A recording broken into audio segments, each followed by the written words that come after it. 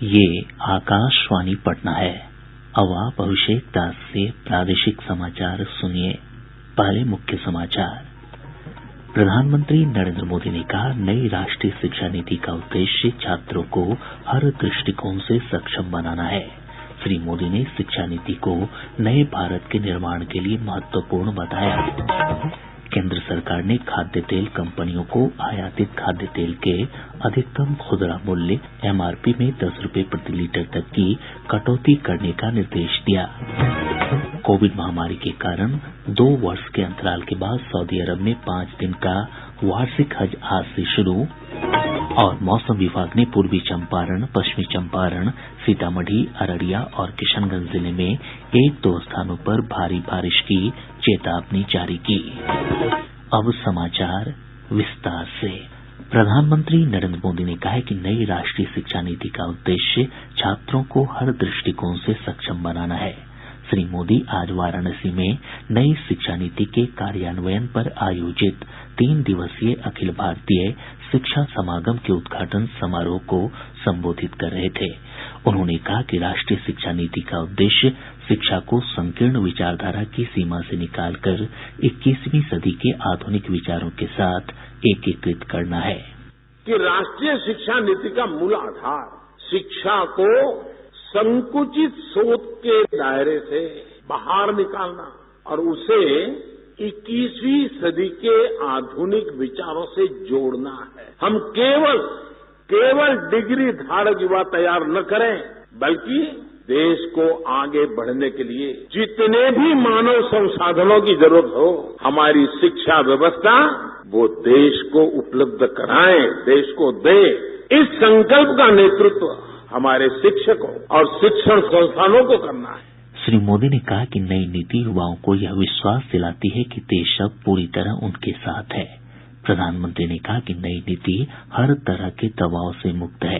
छात्र अब कितना पढ़ें, कितने समय तक पढ़ें, ये सिर्फ संस्थाएं तय नहीं करेंगी, बल्कि इसमें छात्रों की भी सहभागिता होगी।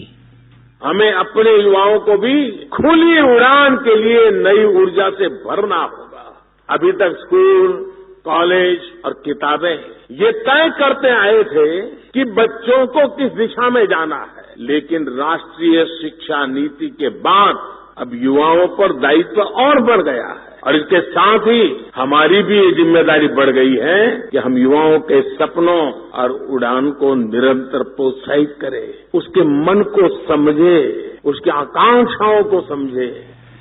प्रधानमंत्री ने कहा कि हमें युवाओं को केवल डिग्री प्राप्त करने के लिए तैयार नहीं करना है, बल्कि उन्हें देश की प्रगति के लिए मानव संसाधन के रूप में सक्षम बनाना है। उन्होंने कहा कि नई नीति के केंद्र में बच्चों की प्रतिभा है और इसका उद्देश्य उन्हें हर क्षेत्र के लिए पूरी तरह दक्ष बनाना है। नई नीति में पूरा फोकस बच्चों की प्रतिभा और चॉइस के हिसाब से उन्हें स्किल्ड बनाने पर है। हमारे युवा स्किल्ड हो, कॉन्फिडेंट हो, प्रैक्टिकल हो, कैलकुलेटिव हो। शिक्षा नीति इसके लिए जमीन तैयार कर रही है। श्री मोदी ने कहा कि देश में उच्च शिक्षा को अंतर्राष्ट्रीय मापदंडों के अनुसार तैयार किया जा रहा है और इसके लिए दिशा निर्देश भी जारी किए गए हैं।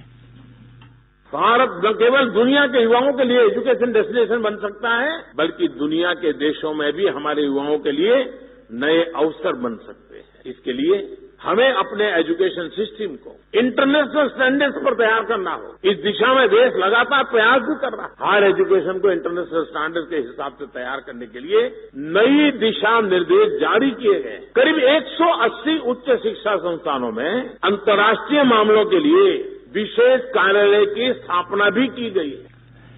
प्रधानमंत्री ने कहा कि देश जब आजादी का अमृत महोत्सव मना रहा है, तब नई शिक्षा नीति का कार्यान्वयन इस अमृत महोत्सव का प्रमुख हिस्सा बन गया है।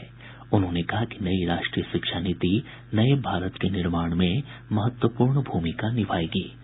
समारोह को संबोधित करते हुए केंद्रीय शिक्षा मंत्री धर्मेंद्र प्रधान ने कहा कि नई शिक्षा नीति छात्रों के समग्र विकास को ध्यान में रखकर तैयार की गई है।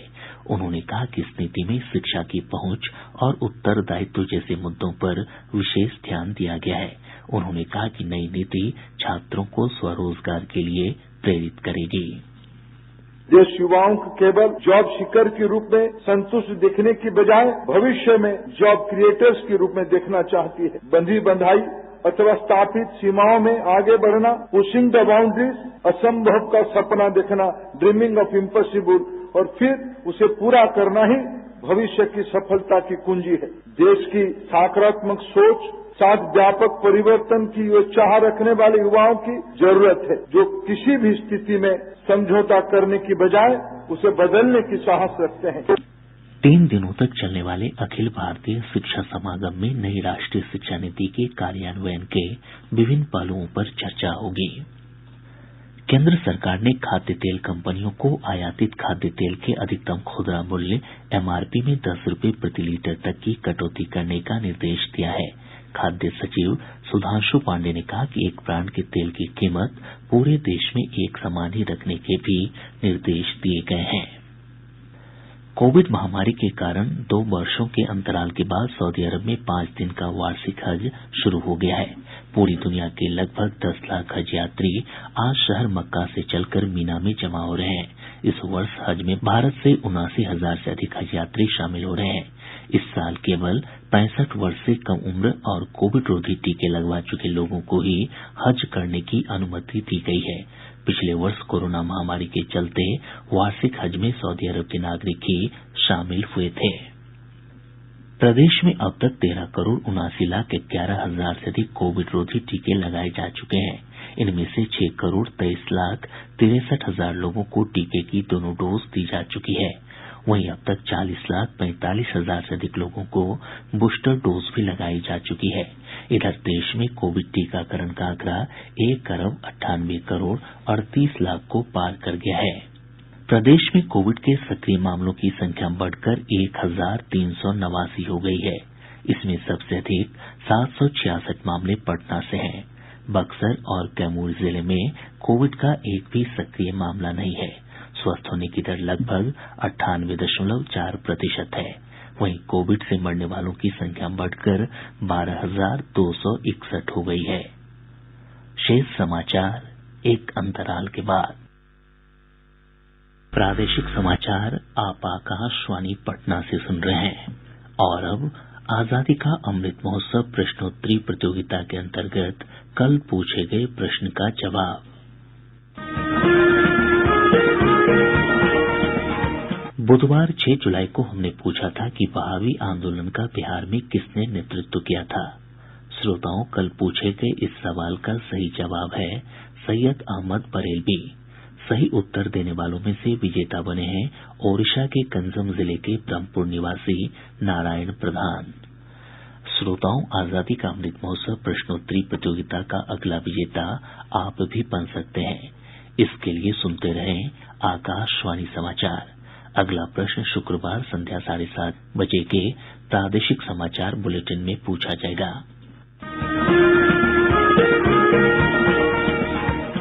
आजादी का अमृत महोत्सव के अंतर्गत आइए अब सुनते हैं आकाशवाणी की विशेष प्रस्तुति आजादी का सफर।